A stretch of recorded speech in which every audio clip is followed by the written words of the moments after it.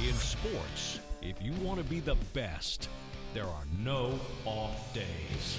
This is the No Off Days podcast, the NODPOD. Chris Cato alongside. And we dial back the humidity for like a day, and you've already got a long sleeve flannel on.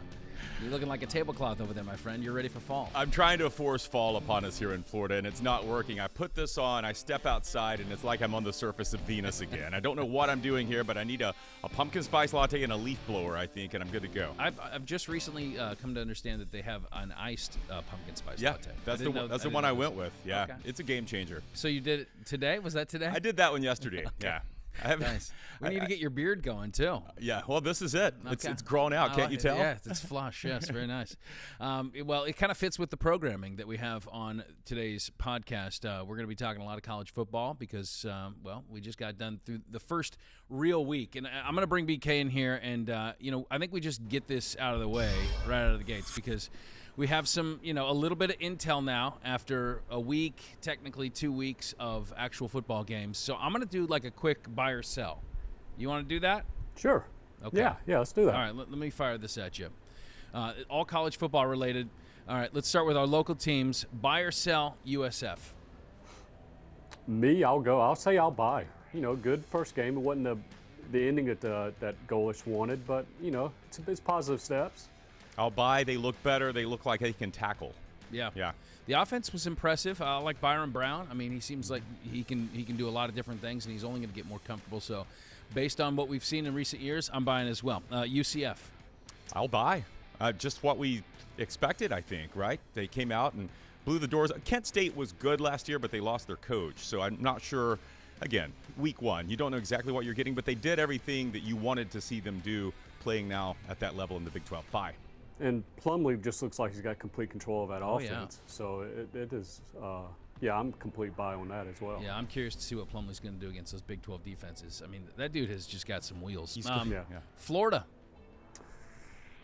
Ooh, I will.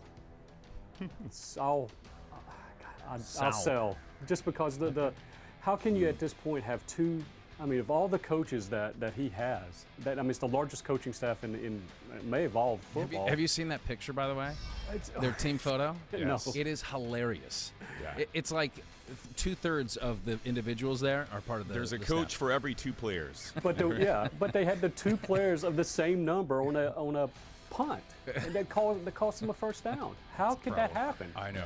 And But that's just but for that reason, I'm still a buyer, and Florida fans are already jumping off a cliff. I told you this would happen with Billy Napier. Lose a couple games, they're going to get too impatient.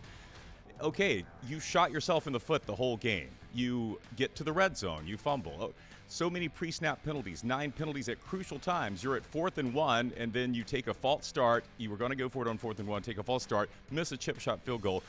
It's there. Graham Mertz looked pretty good, I thought. Got to be great. Yeah. I thought, but that's as good as he's going to play. That's it. That's the well. top. I don't think so play. because I think they won't. They should not have to ask him to throw the ball 44 times. They've got to run the ball, which 21 attempts for 13 yards, not necessarily getting it done. But that Utah defense is, come on, that's a front seven Utah there. defense is good, and their offense was better with those two quarterbacks that they used than I would have thought. Yeah. Without Cam Rising, but for the reasons you kind of first initially laid out, I'm selling right now. Just in terms of the progress that we really hoped to see, kind of like our greatest hope for the Florida Gators this season probably wasn't a playoff appearance, but I think it's going to be a little bit slower out of the gate than some of those things that when it comes to discipline, I'd expect to see out of the gates didn't. Florida State as a playoff contender, buy or sell? Oh, I'm completely buying that. That's a legit team right there. Buy, especially when I factor in how Clemson may look. Yeah. All right. Well, Clemson. As a playoff contender? No, just Clemson straight up. Oh, I'm still buying Clemson straight up. I don't think that was it was similar to Florida. They shot themselves in the foot. 5 cracks at the end zone from the 2-yard line you don't get in. Yeah. Right. Some brutal fumbles in the red zone. I mean, it was a worst-case scenario. I'm not sure Klubnik's the guy, though, man. Yeah, I'm not either, but his third start. Yeah. Garrett Riley will get that straight. Exactly. All right, so you're selling Clemson. I don't know if Brian's selling Clemson. No, I'm buying. He's a buyer. I'm buying. I'm fine with Clemson. I'm Remember how bad selling LSU Clemson. looked last year after the Florida State game? Yep. And then they cruised. I think the same thing with Clemson. Okay, I'm not going to say they're going to make the playoff, but, They're Okay, not but that think bad. about what when we're talking about buying or selling. It's like think about it as a stock. Like if you buy now, whatever price point you're getting Clemson at, are you gonna make money off of definitely. it? I think, So, yeah, okay. they're low now, right? This is the time to buy. Yeah.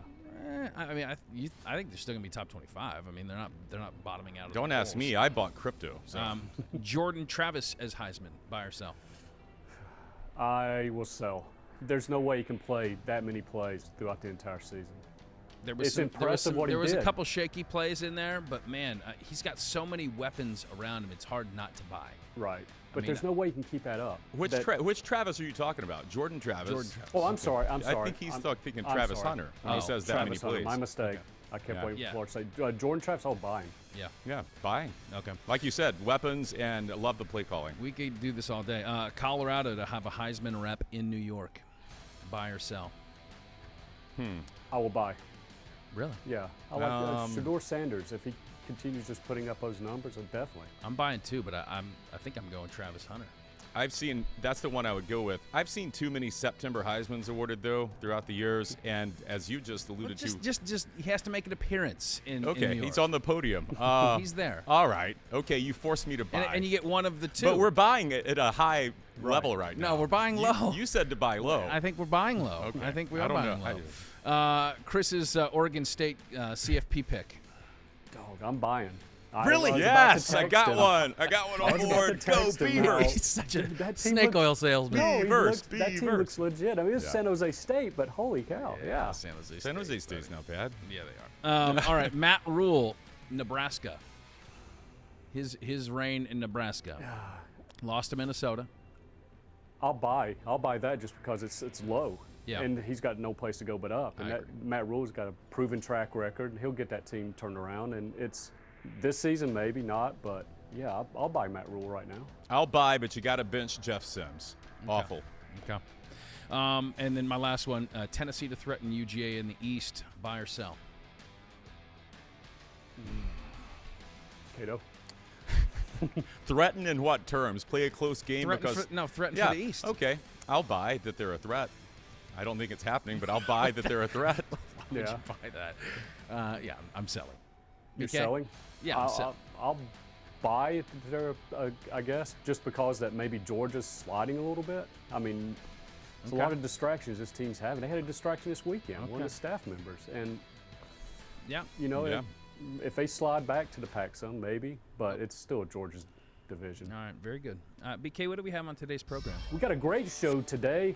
Surfing. We haven't done surfer at all in this podcast. That's have right. we? Our audience has been waiting. When is the surfing episode? Yeah. Yeah, they've Waiting for high tide. It's finally here. got Andrew Cotton. I don't know if anybody's heard of him. This guy is incredible. If you've seen some of the video, you can go to YouTube right now, well, after the podcast, and see some of his videos.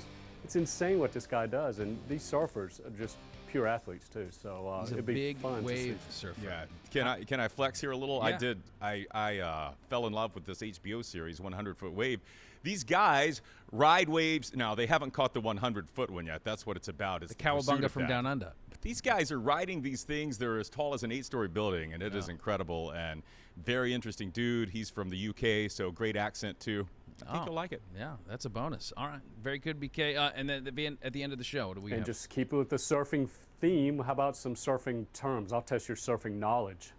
Oh, okay. this You should know, be fun. Scott, you're West Coast guy, so you should have an advantage. At Well, this. you would think that, but I didn't watch the HBO special. Yeah, I so- do have an advantage there. Is it HBO or Netflix? HBO Max. Okay, very good. You know, we do need to get our streaming services straightened out here. Well, we'll do that Two. momentarily. All right, thanks, BK. Thanks a lot. We'll catch up with you in a minute. If you're listening, you want to watch, go to fox13news.com/NODPOD. If you're watching and you want to listen or subscribe, take out your phone, zap that QR code on the bottom right-hand corner of the screen, and you can find all of our shows.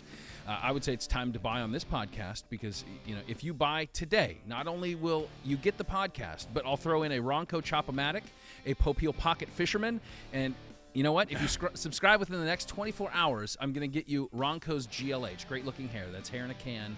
All of that in the next 24 hours if you buy. Please subscribe, fox13news.com/NODPOD. NODPOD. All right, let's start with our subscribing services. We're going to go off the field a little bit. On Thursday, obviously, it came to everybody's attention when everybody was around here was tuning in for the Gator game that ESPN had cut off relationships with the carrier service of Spectrum, which is Charter. Right. So they're in contract negotiations, and so let me just lay it out as we kind of see it now. Right. So Charter is moving to a only broadband kind of model. That's where they are going. And so for all their video services, they don't want to overpay for ESPN. Now, all these fans are just up in arms. And, the Spectrum has, if you go to their channel of ESPN where it used to be, it'll say, hey, if you want to lodge a complaint, then you can do that, and here's where you go. But I was under the assumption, Chris, that this was more of a power move on Disney's part. That they can just tick up that asking price as much as they want, and because we all want college football, we all want to see our live sports, that Charter or Spectrum is willing to pay that money. After kind of reading through some of the details, it seems like that it's Charter that's actually in the power seat here, because all they really care about is their broadband, and they don't want to have to pay too much, and Disney could stand to lose, what's the number here? They could stand to lose about 8 million subscribers. So 15 million total subscribers to Spectrum across the country, and about half of those, people estimate, are people that would actually care hardcore about football fans. ESPN. So if Disney loses half of that pool, that's like $1 billion in revenue. So, and if Charter's saying, look, people they may go away from Spectrum Cable, but they're not going to change their internet provider most likely. So all we're saying is, hey, we're not going to pay that price, but we will still push people to all the apps, and you can use our internet to get all the apps. Yeah. Did I lay it out? Yeah, I did. I think that's the logic, and I think you and I talked about this last night. These carrier disputes are usually what happens. Someone caves, or there's a negotiation, a compromise. This is a different animal, it seems like. This is Charter-driven. Charter's got a different business model, and ESPN's on the hook here. Now, I did read that Bob Iger, Disney CEO, was already considering making ESPN just a subscription-only service. Just do away with having these cable providers carry our product, and maybe this is what pushes them to that. Maybe this is that final thing. My thing is, I just hate it with the timing. Obviously, that's part of the strategy here, but it is going to force a lot of people to dump Charter or Spectrum in our area. Charter owns Spectrum here, and you're talking 15 million people. And again, Charter banking on, well, you'll stay with us for broadband. I don't know that that's the case. I mean, in my household, we're not going to do that. We've got Verizon as a broadband provider as well, where you can get ESPN Plus and Disney bundled. So I don't know. We'll see how it plays out. I just don't think this is going to be resolved as quickly as a lot of people assume it might. You wonder how far down this could go, and could it affect the contracts that are these massive contracts that are being offered to conferences because of all this TV revenue? If it really does affect Disney's bottom line in a substantial way, does that affect their negotiating That's a good point. Power? So I kind of equated it the other day, when I initially bristled at the fact that Spectrum is trying to push people to lodge a complaint. It's kind of like me going to my favorite restaurant because they have a chef that cooks something that I really like, and then them saying, well, he no longer works here, we couldn't figure out the money, he's at a restaurant down the street, but here's his cell phone number if you want to call him and try to fight for him to come back. It's like, my only obligation is to eat food here. Yeah. It's only to watch TV in this analogy. So, I'm not going to be lobbying on behalf of two giant, companies to try to work things out.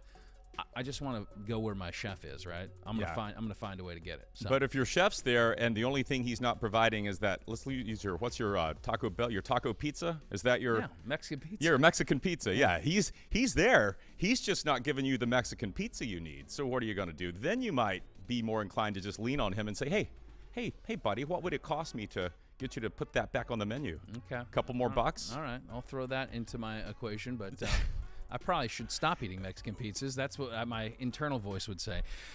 Moving on to another off-field issue, but of course it's connected to college athletics, and we've talked about this ad nauseum, is the NIL.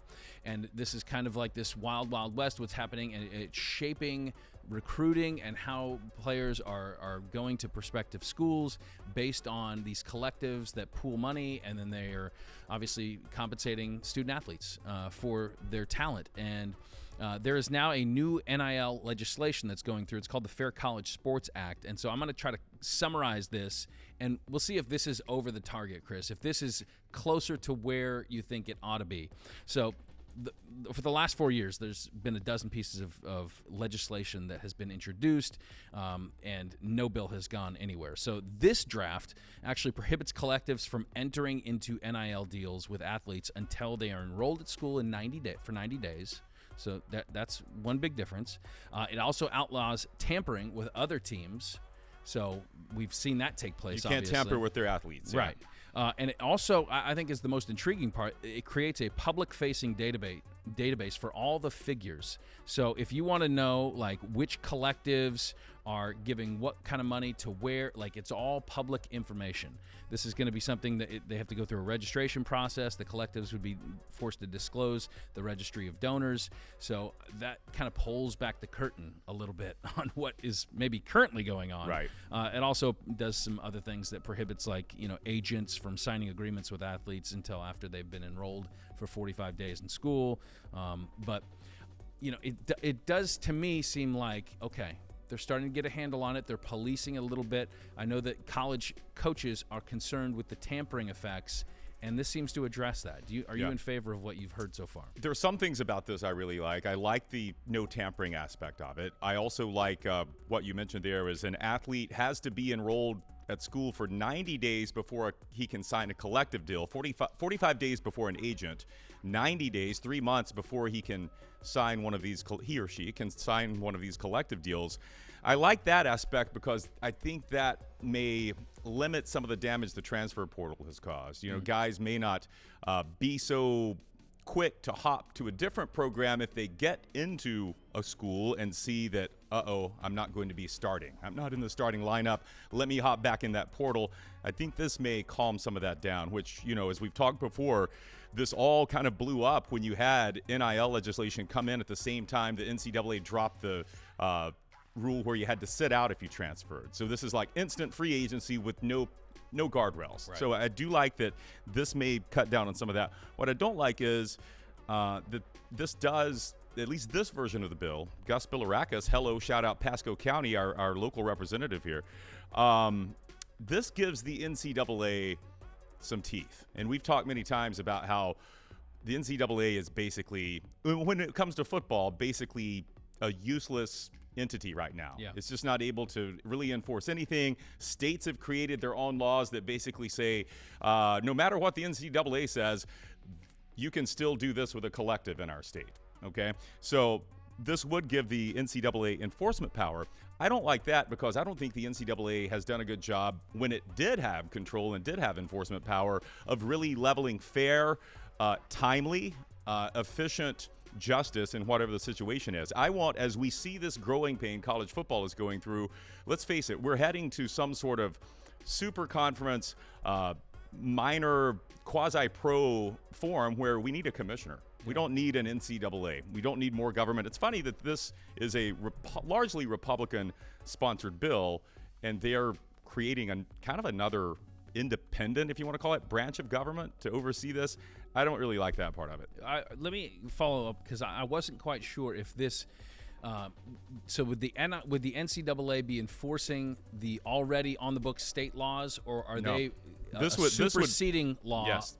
This would preempt state laws. So everybody's the same. Right. Everyone's the same. If Texas has these really loose NIL deals and Florida doesn't. Right. Okay. Gotcha. Which seems like a good idea, right? You want as even a playing field as possible. I just see under this system, if the NCAA can create rules that are consistent with this act, this new law, if it does get enacted, they can create rules that are consistent with this, then they can declare athletes ineligible if they are perceived to violate this rule. But I just see that getting murky, like, oh, this athlete didn't, did he sign with an agent before the 45 days? Did he not? I don't know. Here's what I do know. Congress does nothing fast. Right. And a lot of coaches, especially as we enter the fall, too. Right. A lot of administrators are hoping that this gets through before the presidential election because we know everything will slow down next year, and I just don't see that happening. Yeah, no, it could be entering a big stalemate, and all the stuff that we've just discussed will be just another example, like I mentioned before, the 8 previous kind of bills that had been drafted that went nowhere. None of them got out of committee. Yeah, well, maybe was it 8? Was it 4? It was. Yeah, there was a handful. So anyway, we need a commissioner. That's what it's going to come to. Yeah, that may be where it ends up. I'll put my name in the hat. Speaking of ending up, we've now back in the. Is it well compensated? Would you make Roger Goodell money? Mr. Cato. You could. You might be on par in a few years. So we're going to be wrapping up our division previews in the NFL today, and we're landing here in the NFC South. So saving our hometown Buccaneers for last. So let's see how this thing plays out this season. Would you like me to start, or would you like to kick it off? Yes, I would like you to start because I lost my place, but I would also. I saw you scrolling. Do you want to go back and forth, or are you just going to throw out all of yours, just scattershot, and let me deal with the carnage?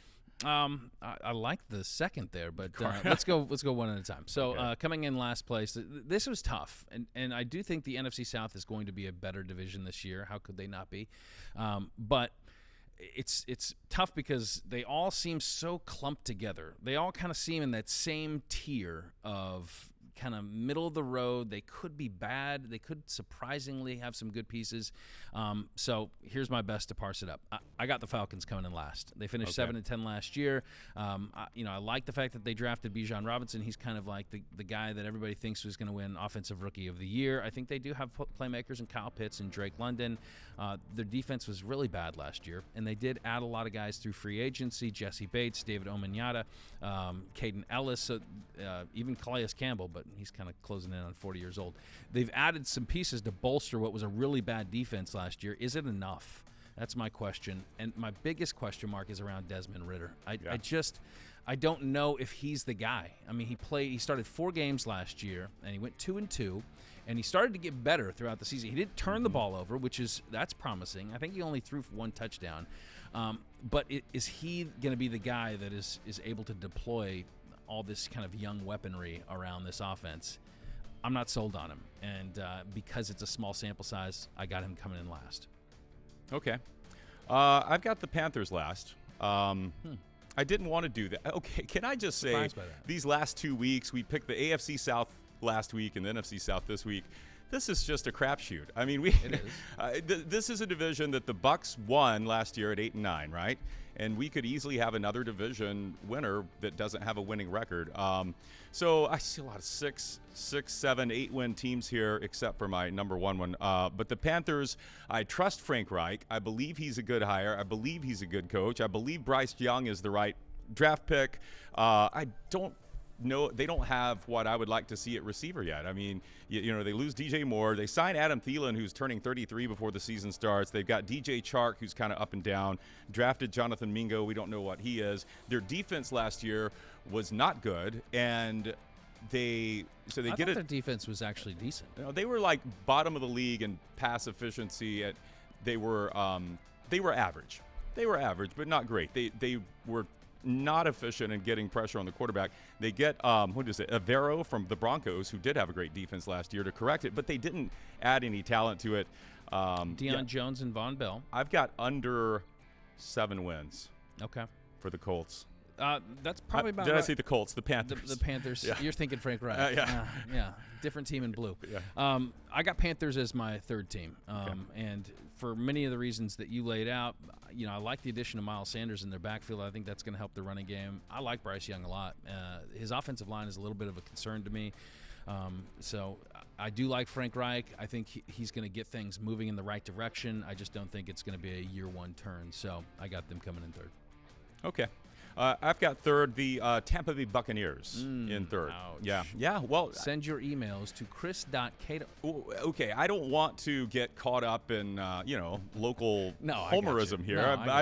Again, this division, the Bucs could finish first. I don't know, but these are the reasons I have them third. It's mainly that. Do we get the early Cleveland version of Baker or the Panthers version of Baker? That's a huge question. And with a new offensive coordinator again in his career, even though I do think Dave Canales is going to work out in the long term. But again, Dave Canales, we've talked about it many times, calling plays for the first time. And I don't care what any coach tells you. The OCs that have done it a long time will tell you it's bumpy at first. Yeah. It's going to be bumpy there in the beginning. I don't know. Weapons are still good, but I'll believe it. I'll believe the Bucs are a contender when I see if they can run the ball. And we should know that fairly early in the season. Yeah. If they can run, if that offensive line, it's got to be better than it was last year. If they can block, and Rachaad White has a good season, and that will help Baker out a lot. If they can run the ball, I wouldn't put them third. I just don't know that they're going to be able to. Defense, great personnel. Had the same personnel pretty much last year on a team that lost 9 games. So, I don't know. So I think the last point you hit on is why I have the Bucs second in the division, and that's because I think that their defense is a sleeper D that's going to be outstanding this year. I think they're going to be really good. I do like their playmakers. I think they have some young guys up front that are going to be better now that they're a little bit more seasoned. I think the back end of their defense is as good on paper as there is in the league. I love Antoine Winfield Jr. I love Vita Vea as the plug in the middle. I think Cansey, even though we have not seen him, just what I've seen from him on tape in college and what I've heard about him, I think he's going to have a fantastic rookie season if he can get that calf straightened out. But I like the Bucs coming in second. The Baker Mayfield thing, look, he has every incentive to ball out this year. Yeah. I mean, this is really, for him on a 1-year, $4 million contract, this is his opportunity to show that he is still a viable starter in this league. I like this offense for him. I agree that Dave Canales is a first-time play caller, first-time offensive coordinator. There are question marks, but he seems so, just something about listening to him talk. He's not like I know he's a young guy, but he's not like kind of the old stubborn coach that has his way. Right. Like, he seems like he's an adaptable guy that is going to be thinking out of the box. I already like the fact that they're going to be doing a lot more stuff out of the pocket. That's where Baker's going to be at his best, on the move. I think their offensive line's going to be better than we think it will. I think Tristan Wirfs is going to be – I still think he's going to be a Pro Bowl left tackle this year. I think Gadecki over at right tackle is going to be a natural fit for him, and I think they're good enough in the middle. Another year at center for Robert Hainsey. I think they're going to be pretty good across the board on the offensive line, solid enough. But, yeah, run game's going to be big. Can they open up those holes and let Rachaad White do his thing? That'll be key, but I got the Bucs too. I hope you're right that the offensive line is better than I think it is. Okay, where am I? Number one? No, I didn't do 2 yet. Oh, although okay. you figured it out. It's the Falcons. Why the Falcons? Again, I don't know. This is the NFC South. But here, and you brought it up earlier, Desmond Ridder, I don't know if we know what they've got in him. Yeah. I think they've got, for some reason, they've got a ton of faith in him. They're riding with him. I like the weapons they put around him. The Bijan Robinson pick, he's going to have a huge rookie season. This guy, you watched him at Texas. He can catch the ball. He's got a different gear. He's explosive. He can plow over guys. He's got a great combination of speed and power. So they're going to wear him out. Kyle Pitts, you hope he's healthy. Believe he is going into the season. And who's Drake London. Yeah. So weapons to go to. And I have faith in Arthur Smith as a play caller. I think he's one of the better, or certainly in this division, one of the better play callers.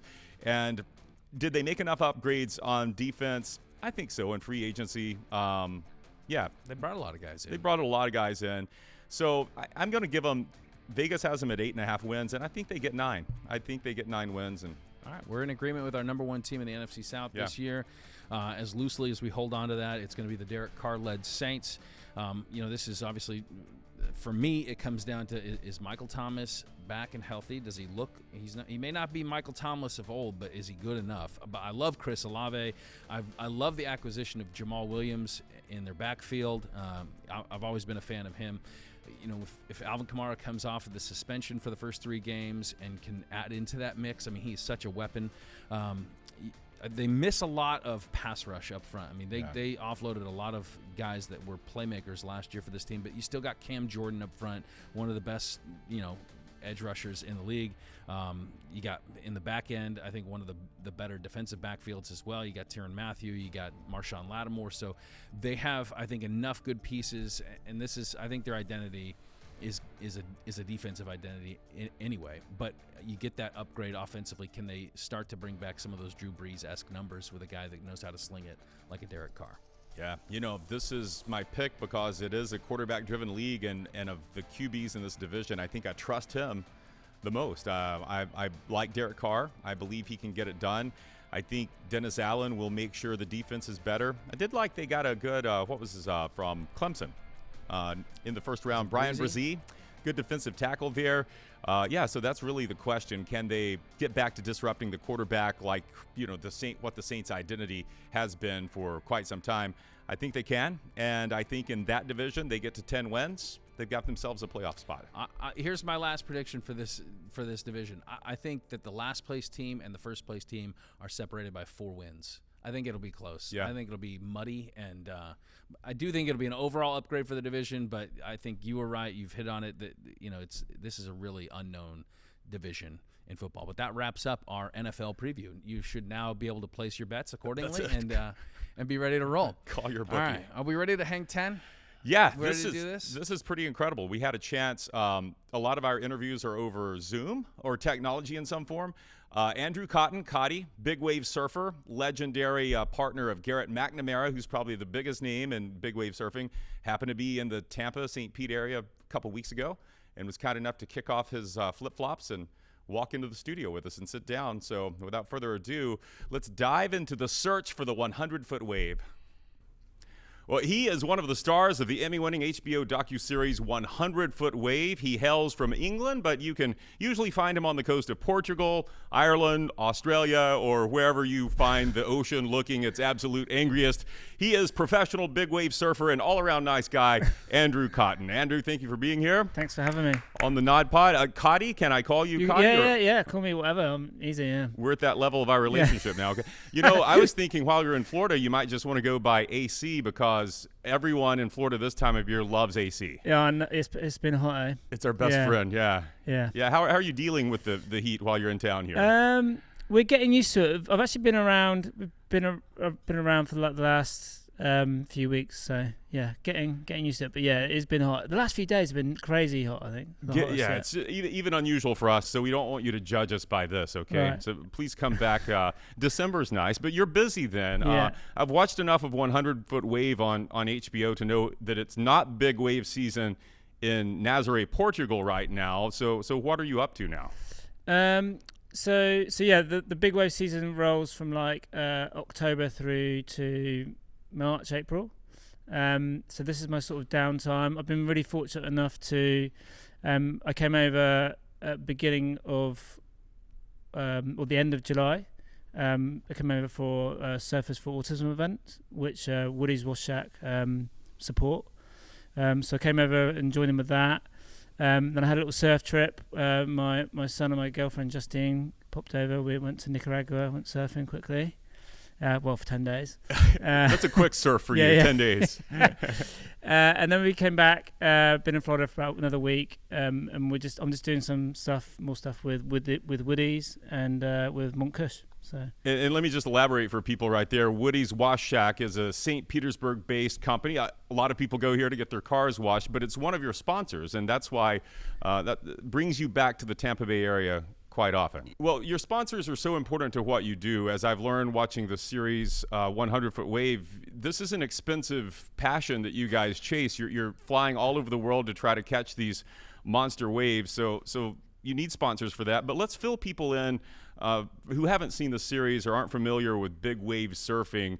To people like me, all waves look pretty big, right? But you guys surf waves that are generally between 30 to 80 feet, something like that. Is that right?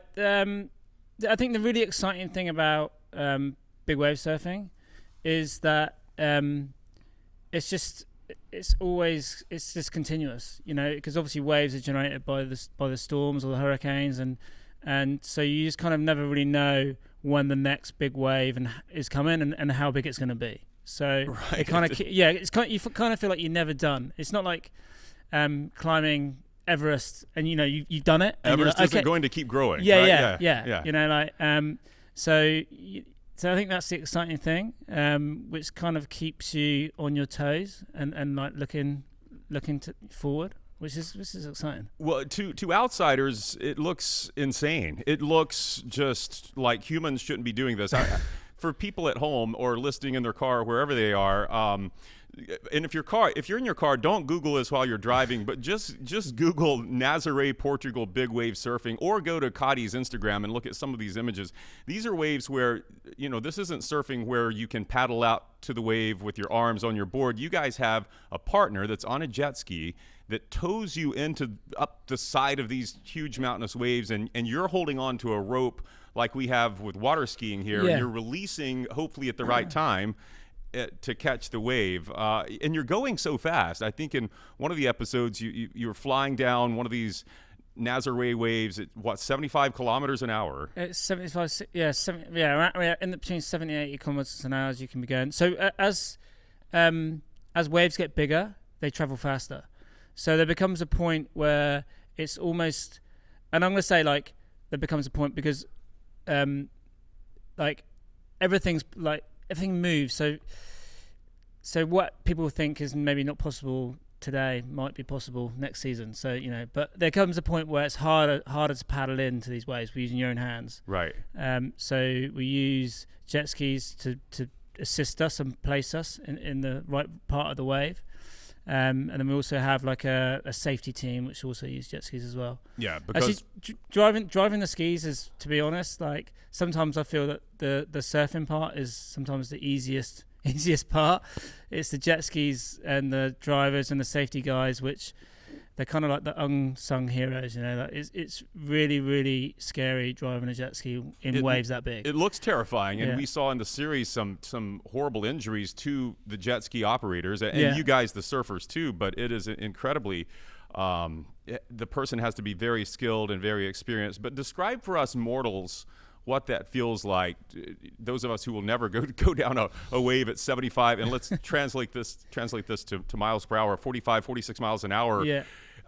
All this energy that is beneath you and behind you. I guess the best comparison I could think of is downhill snow skiing with an avalanche coming behind, because you don't really know what this wave, I mean, sometimes you do, but you don't always know what this wave is going to do behind you. Yeah, like every wave is different. And actually, in particular, Nazaré is very like unpredictable.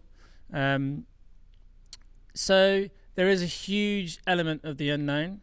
Like as soon as you let go of that rope and you start going down, like you can use your experience and your knowledge to have an idea, but there is, it's the ocean. It's you really are in the hands of Mother Nature. But that's kind of what draws us to it. Like that. And it is, although that it is very noisy and chaotic, there's also a feeling of silence and peace in that as well. Does it feel like to us watching on TV, it looks like your ride is lasting, if it's a good one, 7, 8, 10 seconds, but does it feel prolonged to you when you're on that wave? Does it feel like does time slow down up there? Yeah, it is. It's almost like, I'd probably describe it as like a meditation, like, and when you get in that, I don't know if you meditate or not, but, when you get into that real zone of meditation where like things like slow down and you don't know whether it's been like 1 second or 10 minutes or an hour, and you get to that point, not very often, like, but in the really special rides, like that's the point you hit. And I think that for me is the thing that brings you back to want to do it again, trying to hit that zone, and that zone is probably like, I think that's the zone I've been chasing since I was like first started surfing at 8 years old. I think that's the first feeling that I can remember having when I was surfing. I was learning to surf at my home beach in Devon, And I think that's the feeling you sort of chase all through your life. Still chasing it. Yeah. We can't talk about you without talking about Garrett McNamara, legendary big wave surfer. 100-foot wave in the beginning especially largely focuses on Garrett and how he discovered these titanic waves at Nazaré.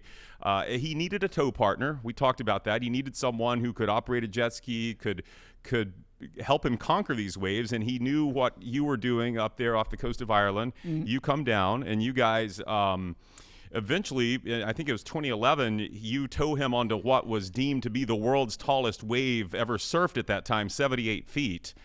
And then that image went viral, and then 10 years later, Nazaré is covered up in the winter. Surf Mecca, these tournaments are being held. Do you sometimes wish you and Garrett had kept Nazaré a secret?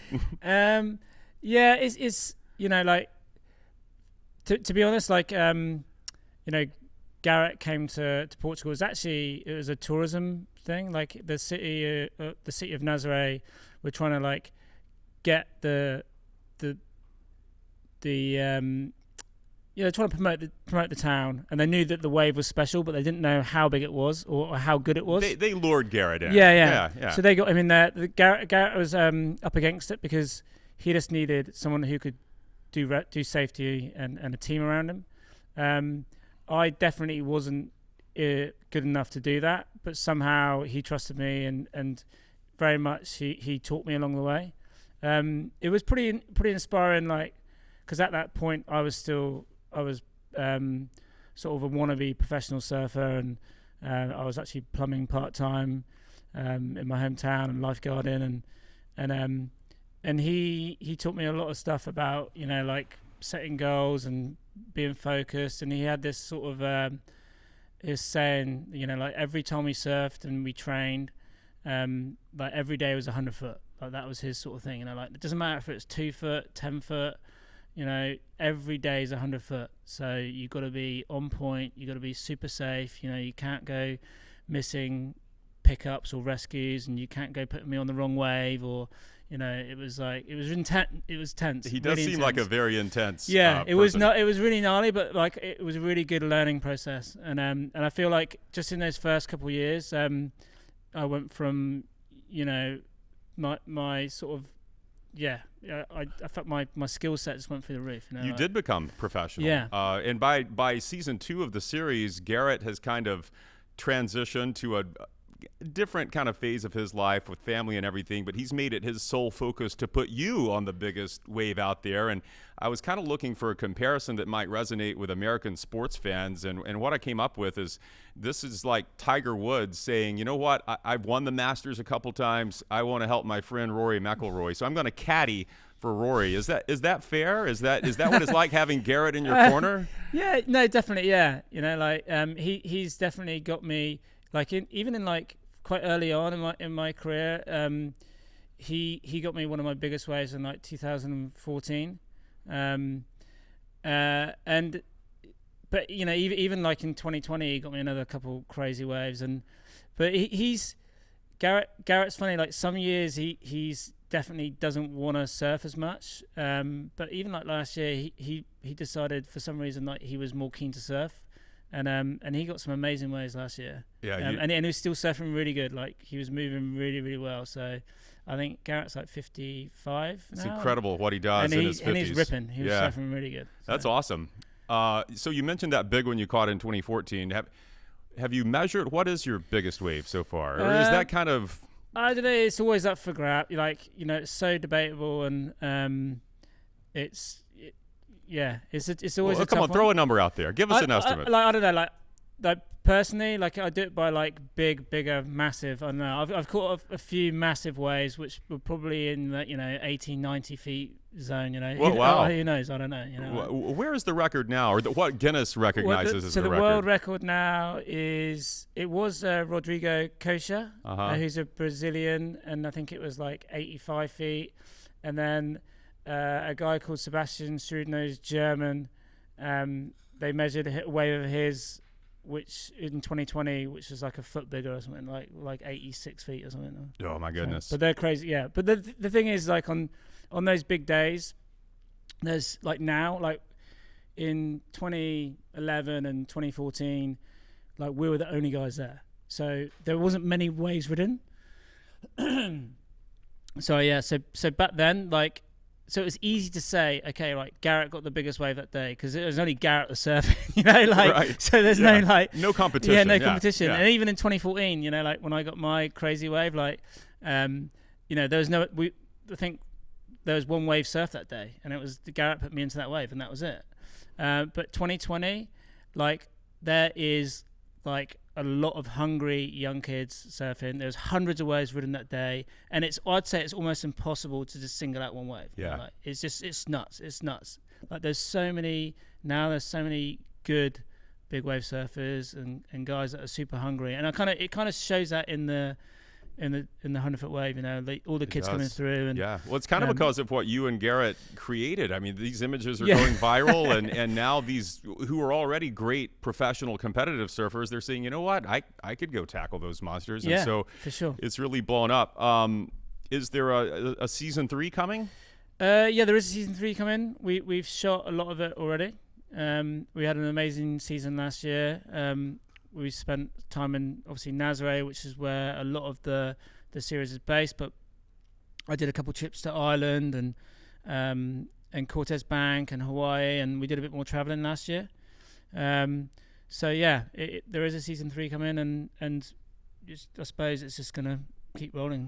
We can't wait to see what that looks like. You're over here in Florida now, as we said. When you fly into Tampa International and you look out at the Gulf of Mexico that's as flat as a pancake, does that make you a little sad? Are you knowing you're just not going to be able to catch any waves while you're out here? No. Do you know what? Like, it's like I've had a great morning this morning. We did a shoot for Woodies this morning, and we were just like e-foiling about and having a laugh in the ocean. E-foiling about. Yeah. Okay, how do we e-foil about? Well, you need e-foil to begin with, but so we were e-foiling, and it was really fun. And, this is one of those, like, it's like hovers, a hoverboard. hovers above the water. Okay. Yeah. So yeah, it's just being in the ocean and being in the sea and being near the sea is what it's about, really. You know, you're just going to find a way to do something athletic and crazy and fun, no matter if it's big. If it's big on a board, I'm all right. Yeah. Ever been bitten by a shark or anything in the water? Have I been bitten by a shark? Touch wood. Oh, right. Yeah, that's fake wood, though, so not hard. I'll use my head then. No. Okay. No. To be honest, like, Europe's, like, I'm sure there's sharks there, but I've never seen a shark Well, I asked because we have a surfing community on the east coast of Florida, New Smyrna Beach, Cocoa Beach. Yeah, it gets quite sharky there, isn't it? Yeah, shark. Yeah. Good way to describe it. Yeah. Sharky. And we have, New Smyrna is kind of known as the shark bite capital of the world, because none of the, very few of the bites are ever truly, fatal, awful. Yeah. But they're out there. So.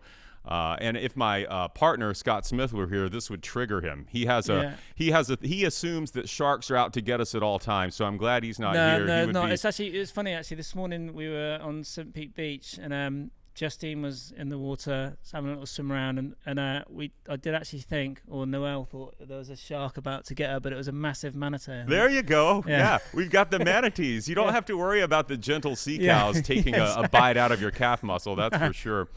Well, we kind of end with this, and you started with this. You like your partnership with Woody's Wash Shack because of what they do for surfers with autism. Yeah. Surfers for autism, I'm sorry. And that you've been in town. I saw you a few months back at an event for surfers for autism here. Why is that important to you? Do you know, it's actually, I've done a few, like, giving back and getting people in the water and seeing, like, actually getting people, like, catching a few waves, and just, like, it's life-changing, like, yeah. And that feeling and the energy, and just being able to share that with anyone, is, I feel really lucky to be able to do that, and pass on my passion and do it safely. And I think, like, those organizations are really important, to get people in the ocean, yeah, surfing. Well, you're good with children, obviously, and you mentioned your son Ace earlier. We see a little of him in the series. I'm just spinning this forward to maybe 10 years from now. We're watching HBO revisit this, and it's Ace Cotton and Beryl McNamara breaking world records on biggest waves. Do you think that's possible in the future? Possibly, yeah. I don't know if Ace would be too into that or not. But yeah, I think Barrel's surfing really good at the moment.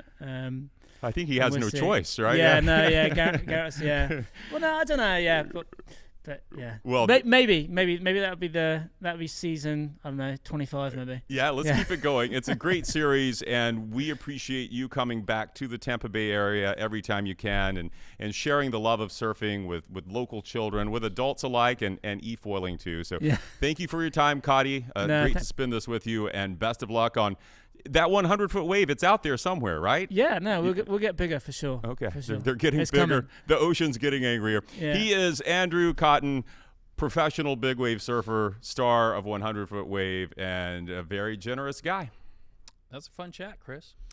Scott, one thing I want to add to that is there will be a third season of 100-foot wave on HBO Max at some point, because they tried to bring an HBO camera into our studio here to record footage of us doing the interview. And so you're going to be on? No, we shut them down. We said, this is a closed studio. HBO, keep your dirty cameras out of here. Oh, man. So, yeah. But, no, thanks to Andrew for all of his time there. What an interesting dude. And I hope he finds that 100-foot wave. I know it's out there somewhere. One episode in Season 2 features your neck of the woods, I believe. Well, first of all, have you ever surfed? I have not surfed. I grew up, my stepdad surfed, and I always wanted to go with him, but then the morning would arrive when he was heading out, and I would always chicken out. They go early, these guys. They get up at like 5. Yeah, I have a fear of sharks, as you might well know. Yes, you do. And I just can't. I feel so helpless in the water, and especially on the West Coast, man. I'm telling you, there's some great whites out there, especially like where I'm from, like those cold Pacific waters. No, I'm good, man. Well, there's a town I think in the San Francisco area, Half Moon Bay. Oh, yeah. Okay, so that's where the legendary Mavericks. It's a break that occurs every year, and surfers like Andrew come from all over to surf those guys there. Yeah, it's a big event. He's never been bitten by a shark. I asked him. He has spent more than 3/4 of his life in the water, Scott, and has never been bitten by a shark. Well, I think sharks can smell confidence, and that in the water, I certainly do not have. So let's bring BK in. BK, I like it. Something a little bit off the grid, diving into the waters. And I understand now we're going to dive a little bit deeper into the waters and check our surfing terminology. Yes. What we'll do is just come up with definitions. I'll give you the definition and then put up the 3 words. And one of these words is the actual surfing term of it. So we'll just jump right into it, if we will. And this is a verb. It means getting rolled around underwater by a breaking wave. Is that being washing machined, blendered, or tumbleweeded? I've been in waves where I've felt this, so I'm going to go washing machined. I believe that's what these guys say in the series that I've watched recently. They say they've been washing machines, so I'm going with washing machine too. Cato's got an unfair advantage. Washing machine. I like blendered though. Blendered is awesome. I think that's if you get shoved against the rocks, you get blendered. I think tumbleweed is that oceanfront property in Arizona. Tumbleweeded, yeah. Okay, next one. This is a noun. It's a person who buys a surfboard and surf clothing but does not surf. Is that a surf fashionista? That's a fine term. Quimby or Shuby? I'll go. I have no idea, but I'll go Shuby. Yeah, this was not in 100-foot wave. It's kind of like newbie. I'm going to go Shuby as well. Like you're showing, but yeah. Man, 2 for 2. Shuby. Yeah. Man, I thought these were better than right on. It's kind of like me wearing flannel today. Such a Shuby, bro. This is for us, Scott. What do surfers call any type of sharks? Snackosaurus, men in gray suits, or great white clowns? Well, I would call them snackosauruses, but let's go men in gray suits. This was also not in 100-foot wave, so I'm guessing here. Let's go great white clowns, just for fun. Thanks, Cato. It is men in gray suits. God. You're welcome. I think that's a clumsy term for sharks. I mean, you're going Men in gray suits, bro. Yeah. Okay, next one up. It's a long read here. It's a noun when surfer is wiped out and sinking below the surface and their surfboard is bobbing up and down, connected to them through a leash. This is called the underwater tango, board bungee, or tombstoning. Oh, I like all of those, but I'm going to go tombstoning. I can see how the board pops up, and that's what you got. Yep, tombstoning. Boys, tombstoning it is. Nailing Holy it. smokes, man. Is hanging 10 going to be on this? Yeah. Hanging 10's not, but there were some terms that I thought about putting on there, but probably couldn't. Not appropriate for Not TV. appropriate. Do you have one more for our? Got two more. Okay, all right. A surfer that is not cool, untalented, and a rookie. Is this Fred, Barney, or Scott? Scott. I'm going to go with a Barney. Give me a Barney. I wanted to take Barney. I want to go Scott. Please Okay. let it be Scott. It is Barney. This guy has gotten all of these right. This guy who. Are these in the prompter? How we? Well, it makes sense because in one episode of the Flintstones, Fred was good at surfing, and Really? and Barney was not. No kidding. Fred, Barney, and Good Wilma. knowledge there. Okay, last one here. This is a noun. It is a soft, non-surfable waves without any energy. Right? Called flatliners, mushburgers, or Catos. Soft and non-surfable. Should I intentionally any take a energy. dive on this one? That's what my Tinder profile says. Soft and non-surfable, no energy. I want to say Cato's, but I'm going to go Mushburgers. Well, Scott's been right every time, so I'll say There mush burgers too. you go. Mushburgers. There you go. There you go. Yeah, that's what we have in the Gulf of Mexico usually. That's Man, God, I'm impressed. Do we Somebody watch the shows. Yeah. We have just enough terminology to be dangerous now. I will say that we You could be a misused. shooby out there. We misused the word gnarly though. Oh, yeah? I learned that with Andrew Cotton as well. Yeah. Wait, what did it say at the top? Gnarly words? No, How did we misuse it? When you say gnarly, how do you mean it? Like. Gnarly is like nasty, right?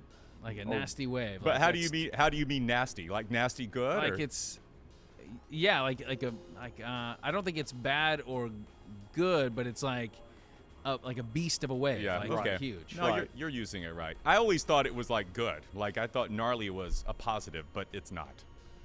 I misspelled gnarly originally, so I had to go back and fix it this morning. That shows you the Gnarly. well. It was, I Now, if did you'll K. be a total shooby if you say gnarly, gnarly. No. Yeah. Yeah, guys, gnarly wave. Yeah, go get machine washed. That's very good. Good job, guys. Thanks, BK. Before we let you go, He's gone. we actually have one more thing because last Whoa. week we missed a significant date, and I feel like it's only appropriate that we circle back around on this week's episode. Your birthday was last Friday. It was. Okay, Yeah. we're bringing everybody in. Everybody's are, singing. Look at this. You're ridiculous. Look at this. You should not have done this. This is dumb. Why are you doing this? Everybody's Why? coming these in. people Look at this. too? Wow. How many years young did you turn, Chris? Well, let's see. There are 3 candles on there, so There I you think go. I'm 30. 30 One years for old. each decade. One for each Yeah. decade. I got your favorite kind. It was the cheapest at Publix. That's my go-to. Anyway. Buttercream It icing. is, indeed. Yeah, that's all I Indeed. need. All I eat is the icing anyway. Well, a happy Wow. birthday. Is it okay to cry on a podcast? Can the listening audience tell that my tears are hitting the microphone here? Please don't. We have a reputation Drip, to uphold. drip. but anyway. Well, I'm gonna celebrate like I do every birthday. I'm taking this shirt off yeah, baby, birthday suit time. Birthday suit. and dancing. No, thank you. I'm gonna leave. Yeah. Thank you. I don't know what to say. This There we was, I went home to Alabama over the weekend, and they didn't do anything this nice for me. Anything this nice. So thank you guys. Thank you. You're incredible. And thank you for keeping Thank your you. shirt on. Yeah, sorry about that. All right, while you dig into that, let me point people to where they can find the show. Full-length episodes of this here podcast, head to fox13news.com/notpod. QR code on the screen. You can subscribe on iTunes, Google Play, and Spotify. Get us every week in audio form. I'm making a wish. Can Oh, I yeah? tell you should I tell you what my wish is? Okay, it's for this podcast to never end. Now that won't come true. Well, your part in it, though. It will. Very good. I thought it was going to be another Alabama National Championship. Anyway, happy birthday to Chris Cato. Much thanks to our guest, Andrew Cotton. And you can check out 100 Foot Wave on HBO Max. Thanks to our crew and all of our birthday surprisers. Until the next time we are on, there are no off days. That was awesome. Great speech, by the way. That was really cool. That was totally a surprise. Yeah.